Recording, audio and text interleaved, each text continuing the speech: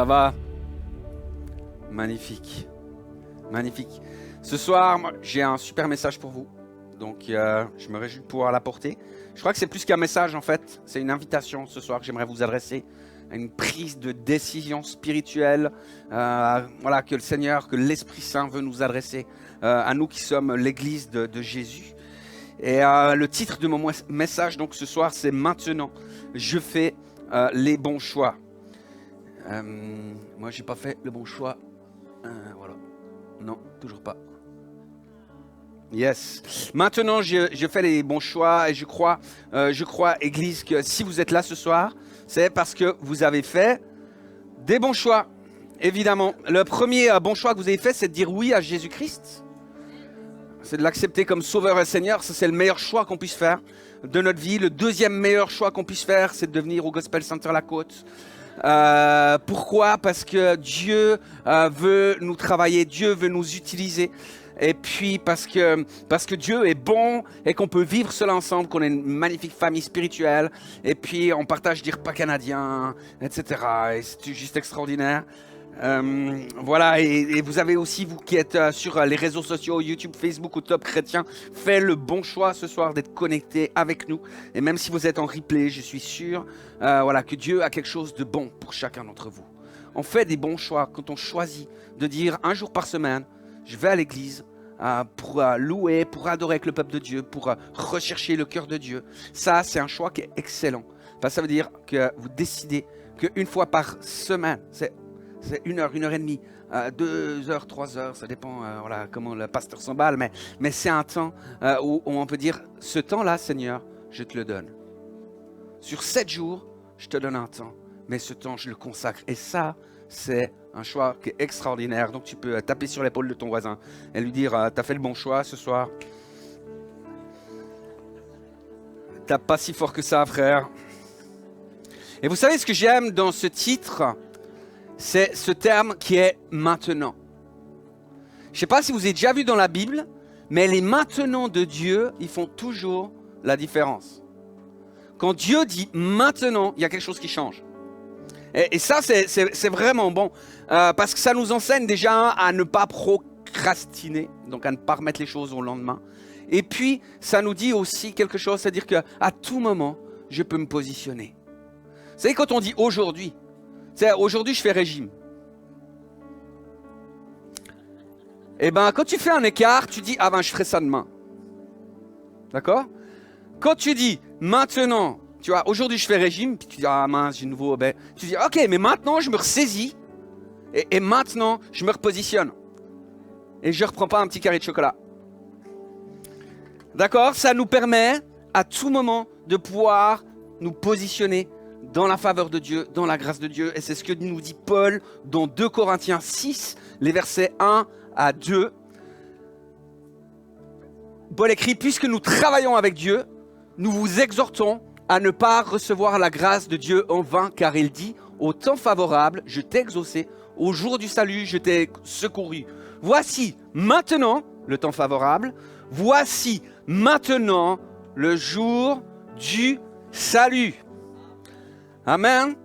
Amen. Donc, quand je me positionne, quand je fais les bons choix, quand je dis, OK, maintenant, ça change, eh ben, je permets au miraculeux de Dieu d'être libéré dans ma vie maintenant.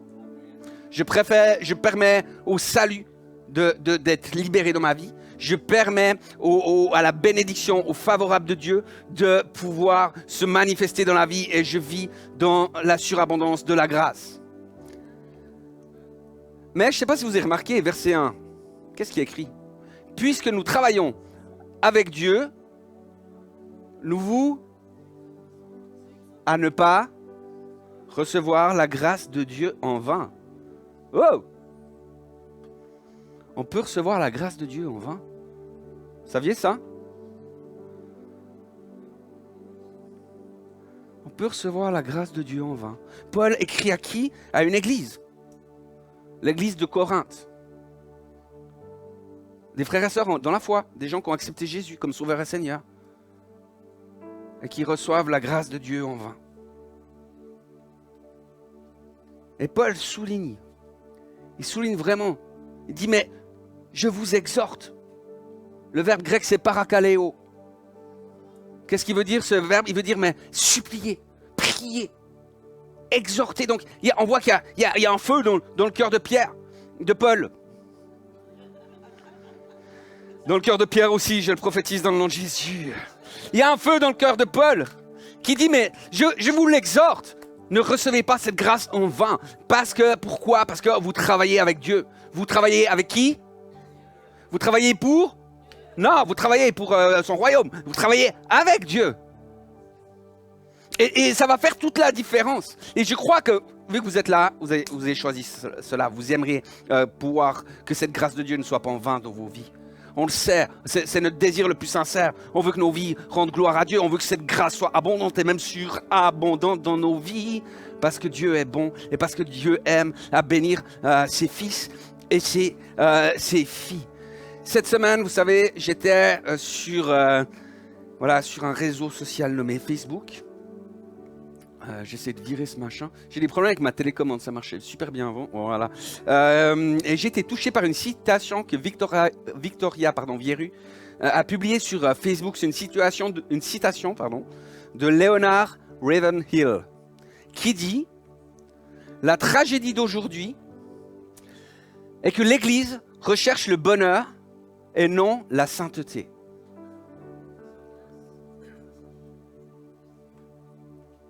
Et la question c'est, et toi, quel choix fais-tu? Qu'est-ce que tu recherches par-dessus tout? Le plaisir ou la sainteté? Maintenant, je fais les bons choix. Mais toi, quel choix fais-tu? Église, quel choix fais-tu? L'Éternel s'est adressé à Israël et lui a dit, j'ai mis devant toi la vie et la mort, la bénédiction et la malédiction. Choisis la vie afin que tu vives, toi et ta postérité, pour aimer l'Éternel ton Dieu, pour obéir à sa voix et pour t'attacher à lui. Car de cela dépendent quoi? Ta vie, la prolongation de tes jours. Et c'est ainsi que tu pourras demeurer dans le pays que l'Éternel a juré de donner à tes pères, Abraham, Isaac et Jacob. J'essaie de virer cette image de nouveau. Est-ce que tu peux appuyer, s'il te plaît? Je te dirai quand te mettre la suivante, merci. Dieu a des promesses pour nous en tant qu'Église. D'accord? Dieu a des promesses pour nous en tant qu'individus. Pour nous, pour nos familles, pour nos vies. Ses promesses, c'est qu'il va être présent dans ta vie. Ses promesses, c'est qu'il va prolonger nos jours. Est-ce qu'il y a des vieux parmi nous?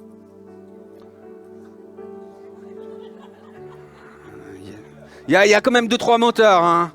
Moi, je dois le dire. Il y a des vieux parmi nous, mais je vais vous dire, vous êtes vieux pour longtemps parce que Dieu va prolonger vos jours. Amen. Est-ce que... Non. Et la troisième chose, la première c'est donc cette vie-là. La deuxième c'est la prolongation des jours et la troisième c'est la capacité de pouvoir demeurer dans les promesses de Dieu. Vous savez, pour Israël il y avait un pays promis. Il a dit mais suis ces choses-là et tu vas pouvoir vivre cela dans ta vie. Autrement dit, tu ne recevras pas la grâce de Dieu en vain. D'accord? Est-ce que les vieux m'ont compris? Ok, les vieux sont un peu sourds, hein. On entend, ils répondent pas. Ok, et qu'est-ce qui va faire qu'on va pouvoir vivre ces réalités-là? De quoi? Ça grésille?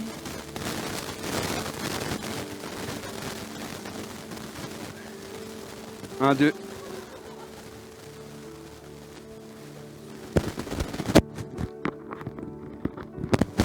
Je crois qu'il y avait un vieux qui voulait pas qu'on entende le message. Merci pour le micro. Je disais donc, Dieu a des promesses pour nous pour que nous puissions avoir, voilà, il veut impacter nos vies, il veut prolonger nos jours et il veut libérer véritablement un héritage pour nos vies. Et de quoi dépend cela? De trois choses. C'est dans l'Ancien Testament, donc c'est aussi dans le Nouveau Testament. La première chose, c'est d'aimer Dieu de tout son cœur, toute sa force, toute sa pensée. Et son prochain comme cela même. la deuxième chose, c'est de pouvoir nous attacher à lui. Attache-toi à Jésus et tu vas voir des choses vont être bouleversées dans ta vie. Et la troisième chose qui est la plus importante, je pense, qui est une chose des plus importantes, c'est d'obéir à sa voix. Rappelez, Jésus a dit un jour, mais pourquoi m'appelez-vous Seigneur et vous ne faites pas ce que je vous dis? Il est Seigneur de nos vies. C'est chercher la sainteté plutôt que de chercher le plaisir. Et c'est exactement ce dont nous parle Paul quand il dit que nous travaillons avec Dieu. C'est ça, travailler avec Dieu, les amis. Vous savez, au Gospel Center La Côte, nous croyons que l'Église doit être dirigée sur un mode apostolique. Ça veut dire quoi? Ça veut dire que l'on croit que Dieu, et c'est marqué dans la Bible, c'est pour ça qu'on croit cela, parce qu'on ne veut pas croire ce qui n'est pas marqué dans la Bible. C'est marqué que Dieu a établi des apôtres, des prophètes, des évangélistes, des pasteurs et des docteurs. Et ces 5 ministères-là, ils sont donnés pour servir l'Église. L'onction de ces ministères-là, c'est de pouvoir agir pour le perfectionnement des saints. Donc les saints, c'est tout le peuple des élus, hein, vous comprenez bien. En vue de l'œuvre du ministère et de l'édification du corps de Christ. D'accord? Donc travailler avec Dieu. Travailler avec Dieu, c'est pouvoir servir dans le ministère que Dieu nous confie. Mais est-ce que tous les ministères sont appelés à être pour l'Église, dans l'Église? Non. D'accord? On est tous appelés bien sûr à servir l'Église dans le sens d'édifier le corps de Christ. Et puis, vous savez, c'est comme dans une famille finalement. C'est pas parce que, par exemple, le père travaillerait à l'extérieur qu'à la maison, il va juste mettre les pieds sous la table en attendant que madame serve. Ce fut une époque bénie, mais ça n'existe plus, vous êtes d'accord? Et pourquoi? Parce que c'est logique. C'est logique, parce que finalement, on est là pour servir aussi la maison, toutes et tous.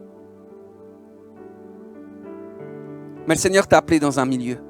Il t'a appelé dans un endroit. Ça peut être un business. Ça peut être dans les arts. Ça peut être dans l'éducation. Ça peut être dans plein de choses.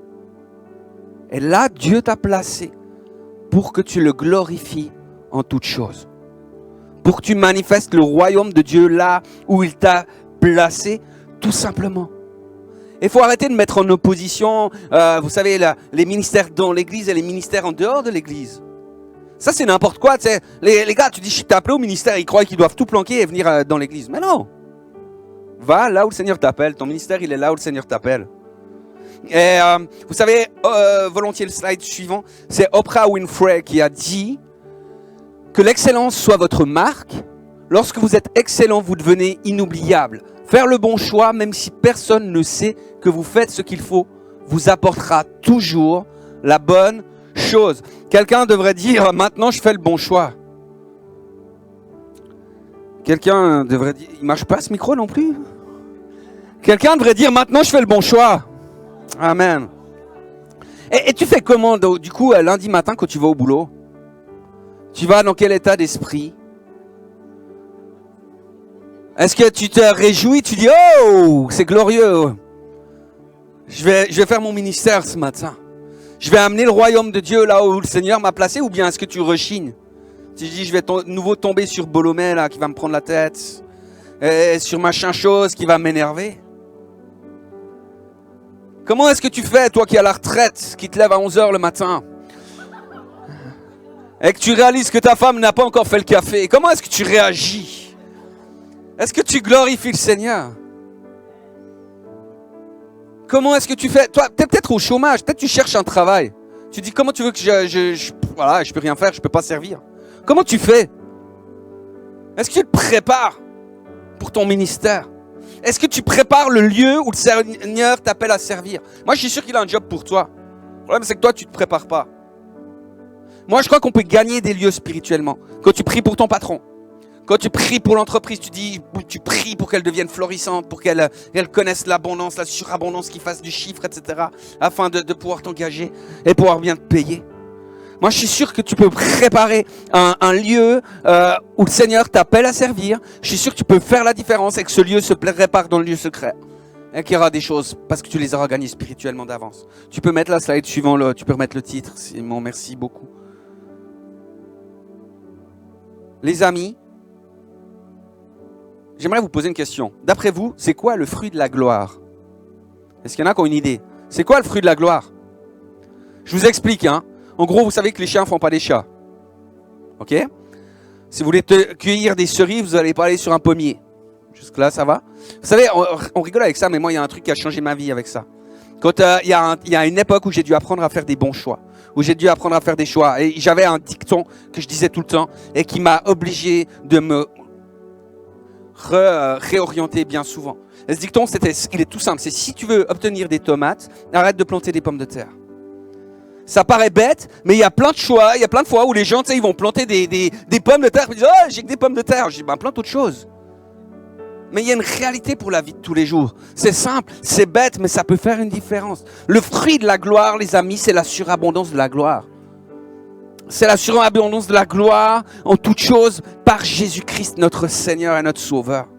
L'Épître aux Hébreux déclare, merci Simon de pouvoir changer le slide, Hébreux 12, verset 2, nous donc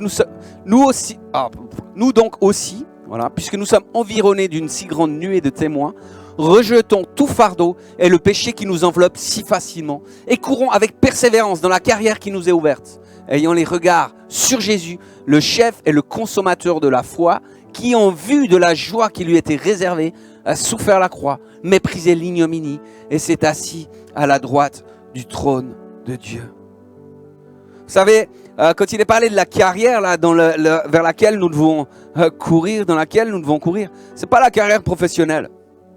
Ça pourrait, mais en l'occurrence, en fait, Paul fait référence, vous savez, au stade, si je peux dire ça comme ça, au jeu du cirque, etc. Donc, la carrière, finalement, c'est la piste. C'est le lieu du combat. C'est le lieu de la course. C'est le lieu, vous savez, imaginez une arène. Il y a la nuée de témoins qui est là. Qui est cette nuée de témoins? Hébreux 11, c'est tous les héros de la foi. Ils sont là, ils te supportent spirituellement. Ils disent, toi, tu fais partie des nôtres. Vas-y, gars. Vous êtes l'équipe de prière numéro 1.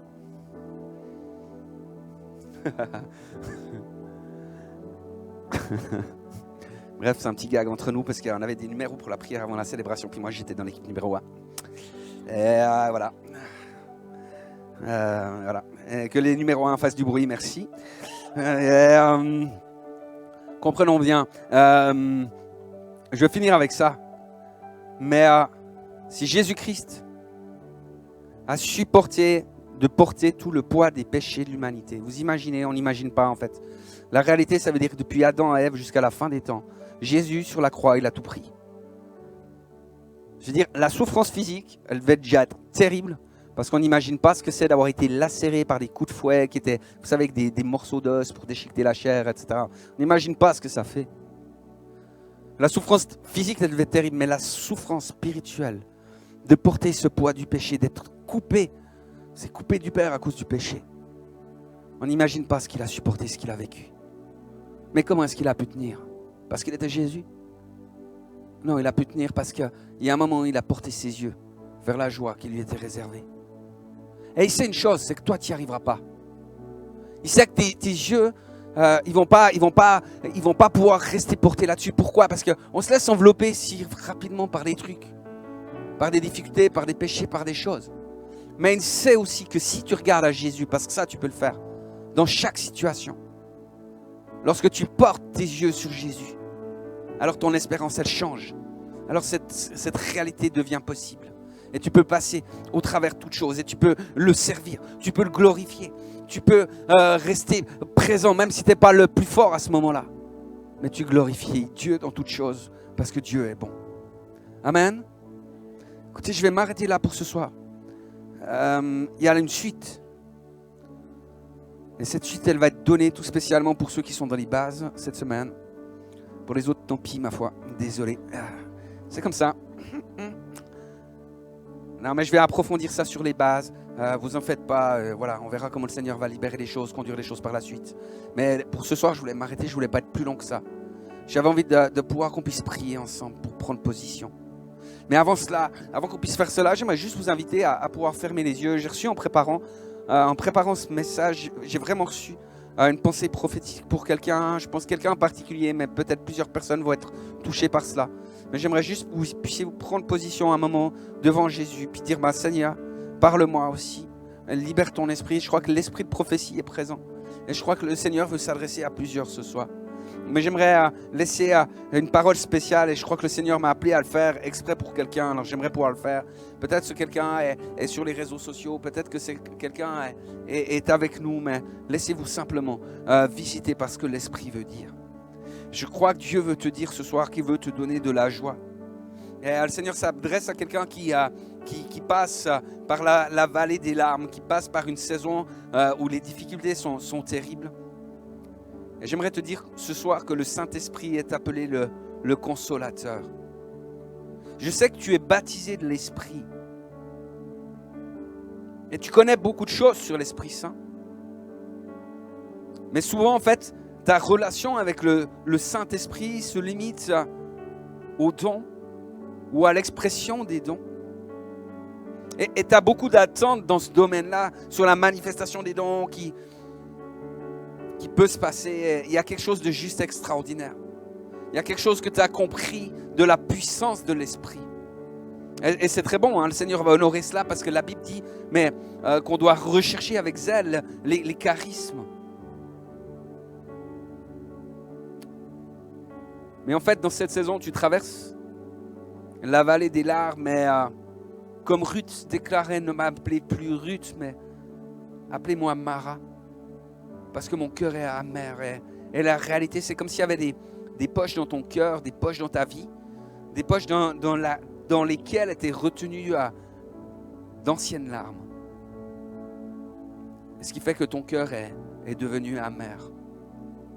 Mais la bonne nouvelle ce soir, c'est que le Seigneur va te donner une nouvelle identité. Il désire briser ce joug qui repose sur tes épaules. Mais je voyais dans mon esprit, et c'est comme si je voyais ça, c'est comme si tu avais les mains posées sur ce joug. Et c'est comme si tu le tenais avec tes mains. Et comme si des fois même tu le retenais. Et tant que tu le tiens, tant que tu le retiens quelque part, tant que tu t'accroches, le Seigneur ne va pas pouvoir l'enlever. Et bien sûr, la clé pour que ce joug parte, pour qu'il s'enlève, c'est de pouvoir pardonner. La réalité, c'est que tu as dit à maintes reprises, je pardonne. Ou tu dis encore, non, mais c'est bon, j'ai pardonné.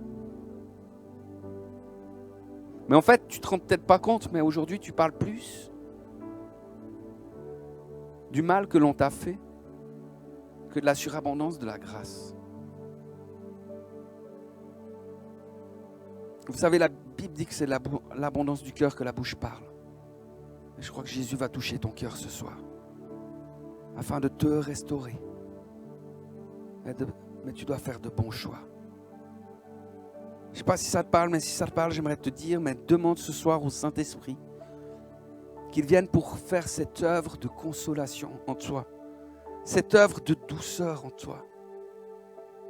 Et tu verras, alors que tu prends du temps dans la présence de Dieu, le Saint-Esprit va mettre le doigt sur une situation, et il y a une situation en particulier. En fait, toi, tu vas avoir plein de situations, plein de choses, plein de petits trucs. Quelque part, c'est vrai, ces choses-là sont à régler, mais en fait, le Saint-Esprit veut mettre le doigt sur celle que tu ne veux pas affronter. Il y a quelque chose que tu ne veux pas affronter, quelque chose qui fait trop mal, quelque chose qui est enfui. Mais il va mettre le doigt sur celle-ci exactement, non pas pour que tu souffres, mais parce que là, il y a une racine d'amertume. Pour pouvoir enlever cette racine-là, il faut pouvoir la mettre à la lumière. Et une fois que le problème sera réglé, tu verras, les autres choses, elles vont se régler facilement, même très très facilement, même très très rapidement. Pourquoi ? Parce qu'elles n'auront plus de racines, elles n'auront plus de source pour cela. Et tu verras même que des gens qui aujourd'hui te font souffrir, ces gens-là viendront vers toi et te demandera pardon. Et tu vas avoir des nouvelles choses pour toi. Je ne sais pas si ça vous parle, si ça parle à quelqu'un. J'aimerais t'inviter ce soir à faire les bons choix. Le Seigneur veut s'adresser aussi à une autre personne. Une personne qui ne veut jamais faire de choix. Le Seigneur te dit ce soir, mais pas faire de choix, c'est faire des choix. Ne pas choisir la vie, c'est choisir la mort. Ne pas choisir la bénédiction, c'est choisir la malédiction. Et le Seigneur te dit, mais ne pas choisir d'obéir, c'est désobéir. Pas choisir d'être soumis à Christ, d'être soumis aux autorités, c'est être désobéissant. Et c'est être rebelle. Le Seigneur dit, je résiste aux orgueilleux, mais je fais grâce aux humbles. Et Jésus veut te toucher ce soir parce qu'il veut te permettre de pouvoir entrer dans une nouvelle sphère de ta vie, dans une nouvelle sphère d'autorité. Mais il ne peut pas te donner une autorité tant que toi, tu n'honores pas les autorités. Et j'aimerais juste pouvoir t'inviter ce soir à faire les bons choix. À faire le choix de te positionner, de dire ok, si c'est moi, ok, je vais me remettre en piste aujourd'hui. Je veux me réaligner à la volonté de Dieu. Parce que ça fait un petit moment que tu rames, ça fait un petit moment que tu essayes de ramer, mais c'est comme si tu allais à contre-courant et tu as l'impression que la barque, elle avance pas parce qu'il y a des vagues et toi, tu vas dans le sens des vagues et tu as l'impression que tu donnes beaucoup d'efforts, mais que tu fais du surplace et voire que même des fois tu recules. Et l'Esprit te dit, mais moi, je veux te faire rentrer dans un courant qui vient de moi. Pour qu'il y ait moins d'efforts de ta part, mais plus de courant de ma part. Et il va y avoir quelque chose de très bon pour toi. Donc il faut que tu réorientes ton embarcation, que tu te remettes dans une bonne direction par rapport à cela. Le Seigneur veut s'adresser aussi à une femme, une mère de famille. Pour vous, il y a des complications, des difficultés avec un de vos enfants. Et il y a des choses qui sont très difficiles aujourd'hui. Et puis, vous criez à Dieu depuis un moment. Et puis, vous avez l'impression qu'il n'y a pas de résultat, qu'il n'y a pas de fruit. C'est comme si le Seigneur disait, mais tu vois ce qui est en train de se passer. C'est que ton enfant, il est en train d'essayer de trouver des marques pour sa vie. Et c'est comme si aujourd'hui, il rejetait tous les repères que tu avais pu lui donner. Et que c'était difficile pour toi. Et le Seigneur te dit, mais c'est difficile aussi pour lui. Mais je le tiens dans mes mains. J'aimerais juste t'encourager en disant, mais de toute façon, pour lui, quoi que tu fasses aujourd'hui, tu feras faux. Mais pour Dieu, c'est pas comme ça qu'il fonctionne. Et Dieu dit, mais même si tu as fait des fautes, même s'il y a des choses que tu as fait qui n'étaient pas forcément justes ou comme ça, il aimerait vraiment briser une culpabilité qui est sur ta vie. Parce qu'il veut simplement pouvoir rejoindre ce fils, cette fille, pour rejoindre ton enfant dans qui il est lui, dans son identité, afin de pouvoir l'établir. Mais le Seigneur dit, je vais l'appeler. Il va comme faire des mauvais choix pendant plusieurs temps. Mais je vais l'appeler, il reviendra. Et je n'ai pas de timing en tête. Je ne veux pas vous dire, c'est bon, dans 2 semaines, c'est réglé. J'ai l'impression que c'est quelque chose de plus long, mais peut-être que je me trompe. Mais le Seigneur te dit, mais ne t'inquiète pas, ne t'affole pas. Parce que je le tiens et que je le ramène. C'est comme si je le voyais avec Dieu, avec sa main, sur votre enfant, puis qu'il le repoussait vers vous gentiment. Qu'il le poussait vers vous gentiment. Alors c'est sûr que pour l'instant, c'est comme s'il s'éloignait. Mais le Seigneur dit, je ne permets pas qu'il aille au-delà de la frontière que moi je fixe avec ma main, que je pose avec ma main. Et lorsqu'il arrivera dans ma main, tout d'un coup, je vais pouvoir le ramener avec douceur, avec amour, mais il va pouvoir connaître mon cœur et connaître ma vie. Amen. Amen. Qui c'est qui aimerait dire ce soir, je fais de bons choix. Je fais le choix de Jésus. Qui veut dire ce soir, Seigneur, je ne connais pas toutes choses, mais je fais ce choix de pouvoir avancer avec toi. Je fais ce choix de pouvoir me positionner avec toi. Et Seigneur, même si j'ai fait 36 000 erreurs, même si je me suis trompé 36 000 fois, aujourd'hui, je fais le choix du roi des rois. Amen. Seigneur, on veut se positionner en toi ce soir. Se positionner spirituellement ce soir en toi. On sait que la vie, il y a des tempêtes dans la vie. On sait que c'est pas toujours le ciel bleu, on sait que c'est pas toujours comme on aimerait, etc. Il y a plein de choses où on aimerait tellement que ce soit différent, on aimerait tellement que ce soit comme ci ou comme ça. Mais on veut faire le choix, Seigneur, de te choisir toi, parce que tu as des bons projets pour nous. Tu as la vie, la bénédiction, tu as l'abondance de la grâce, tu as la provision pour nos biens, tu as une provision qui demeure et qui est éternelle. Et Seigneur, moi je veux te remettre chaque personne qui sont ici, chaque famille que nous représentons. Seigneur, que notre choix soit une bénédiction pour toutes celles et ceux qui vivent avec nous. Et nous proclamons la gloire du nom de Jésus. Amen.